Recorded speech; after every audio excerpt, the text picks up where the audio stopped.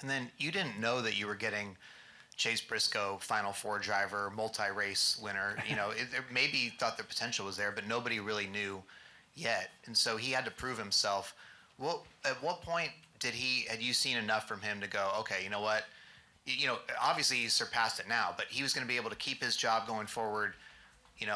When in the season were you like, okay, this guy is pretty good? I think when you start showing that you're on the pole a bunch and you got real speed, okay, and then he was kind of getting a lot out of the car, he and James, and I just think it was gradual, but you start seeing it, and after a while, I know everybody here, the thing that you look for in drivers is speed, and certainly he's got it.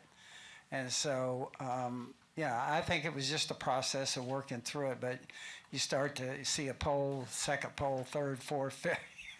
After a while, you start to say, hey, this is something special. Coach, along the same lines of what Jeff was just asking, Briscoe still races and admits that he feels like he's still auditioning on a weekly basis. So do you reassure him now and give him like a 10-year contract, or how do you calm him down and say your job is safe?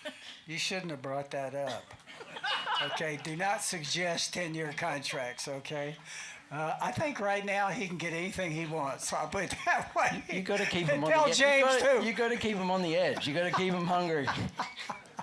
But anyway, just say, look, I think when you see something like this, and James and Chase, you just say to yourself, hey, this is hard to do.